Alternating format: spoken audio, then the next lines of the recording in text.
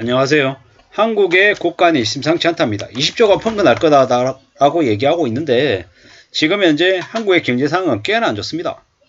삼성전자가 96% 영업이익이 급감했고 다른 곳도 별반 다르지 않은 상황입니다. 이런 상황인데 지금의 정부가 대기업들 법인세 깎아줬죠. 가진 자들, 재벌들, 족벌가들 위주로 나라를 꾸려가다 보니까 서민들의 상황은 더 안 좋아지고 전체적으로 한국의 경제 상황은 더 악화되고 있는 것 같습니다. 지금 외국에서는 한국의 1997년과 준하는 경제 위기가 닥친다고 하죠. 그런데 한국의 정부나 아니면은 경제 수장들을 보면 암담하기 짝이 없습니다. 경제부총리 추경호, 금융감독 원장, 뭐한 놈인지 모르는 검찰 출신 금융원장도 마찬가지고요. 금감원장도 그렇고 한국은행 총재도 마찬가지입니다. 4월 한국 기준금리 인상 여부 결정에 한국은행이 기준금리를 동결할 것 같다라는 이야기가 많이 나오고 있습니다. 대출 이자나 PF 대출 이래저래 사방이 전부 다 안 좋은 상황이다 보니까 이제 기준금리를 못 올리려고 하는 거죠. 올릴 여력이 없다라고 이제 보는 거죠. 앞으로 한국이 어떤 일을 겪게 될까 생각만 해도 걱정이 많이 됩니다. 대한민국의 빚이 5천조가 넘는답니다. 가계부채, 전세자금, 전세도 대출로 포함시키고 기업부채하고 정부부채하고 다 포함하면 5천조가 넘는답니다. 감당이 되겠냐고요. 대한민국의 국민이 5,500만 명. 단순 계산해가지고 인당 한 1억씩의 빚이 있는 거죠. 저희 집 같은 경우에 4인 가족이니까 4억의 빚이 있는 거랑 다를 바 없다라는 겁니다. 저렇게 돈이 없어서 날리면 한국의 경제가 안 돌아가잖아요. 그럼 돈을 빌려와야 될 것이고, 돈을 빌려와서 또 그 돈을 원금은 커녕 이자도 못 갚는 상황이 되면 어떻게 될까요? 더 어려워지는 거죠. 이미 한국에 수많은 건설업체들이 몇 프로 되지 않는 자기 자본 비율 가지고 이제 엄청나게 이제 거품을 일으켜서 비싸게 팔아먹었죠. 근데 이제는 비싸게 팔아먹을 상황이 못 되는 거죠. 앞으로 어떻게 될까요? 미분양이 속철하고 할인 분양이 되고 건설 경기가 예년만 못하겠죠. 사람들이 지금 먹고 사는 게 최우선의 문제가 돼서 부동산 따위에 주식 따위에 관심을 가질 수 있는 상황이 못 되죠. 언론에서 아무리 삼성전자 지금 바닥이니까 사세요 얘기해도 사람들이 그렇게 안 믿는다라는 거죠.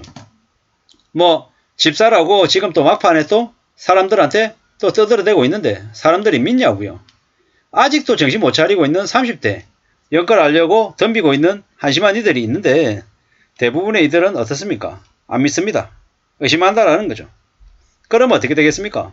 결국에는 사람들이 관심 안 가지고 외면하게 된다. 외면하면 어떻게 됩니까?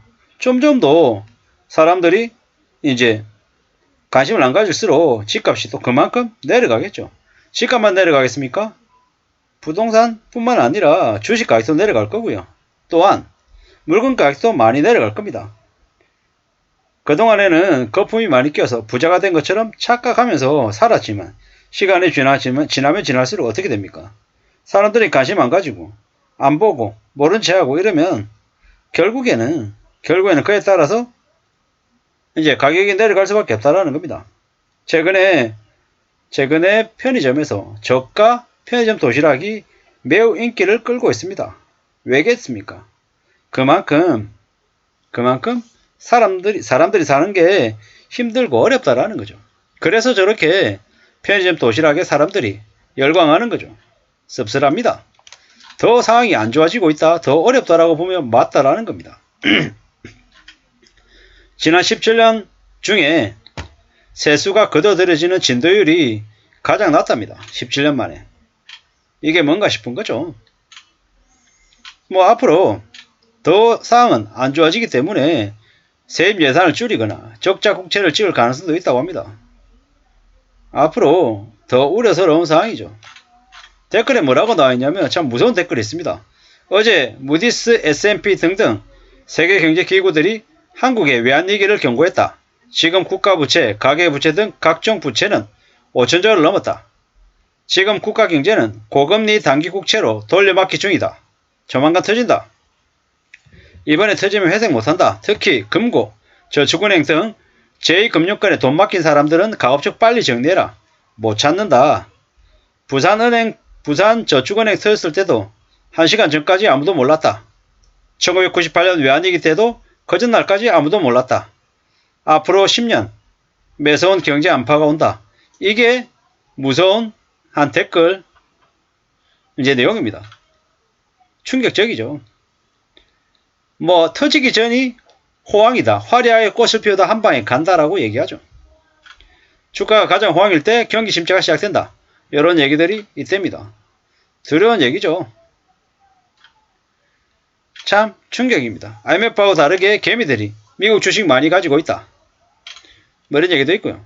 외환보유고가 얼마인데 IMF가 온다라는 거냐. 경기 침체로 인한 경제위기지 뭔 IMF. 이런 얘기하죠. 외환보유고 많아도 IMF 올 수 있습니다. 외환보유고가 뭐 엄청나게 많습니까? 매달 적자가 얼만데요. 매달 뭐 100조, 120조, 150조 적자인데 이런 식으로 1년 가면요. 외환보유고 반토막이 나는 거 시간 문제인 거죠. 외환보유고가 뭐 4천조가 넘어가니 4천억 달러 뭐 이렇게 얘기하면 그게 당장 가동할 수 있는 것처럼 착각을 하는데 뭐 당장 가동할 수 있는 금액은 생각보다 많지 않을 거라는 거죠. 앞으로 더 조심하고 더 정신 차리며 살아야 됩니다. 허리띠 줄여야 되는 거죠. 병사도 월급 200만원? 이딴 얘기 하지 말라는 거죠. 앞으로 정신 바짝 차리고 살아야 됩니다. 문재인이 국가 예산을 너무 많이 써서 저렇게 엉망이 됐다라고 얘기하는 댓글들도 있고요. 일정부분 맞을 거고 또 지금은 지금대로 또 이제 많이 막장이죠. 다주택자 보유세 대폭 강화하고 고가주택 재산세 엄청 올리고 토지세 엄청 올리고 고가자동차세 엄청 올리고 연예인 세금 출연료 광고비 올리고 공무원 월급은 올리되 정부 투자기관 연봉은 공무원의 150% 이내로 하고 성과급 폐지하고 은행들 돈 잡지 않은 돈 세금으로 회수하고 뭐 이래저래 해야 되지 않냐 뭐 이런 얘기들도 있죠. 냉정하게 생각해 볼 필요가 있습니다.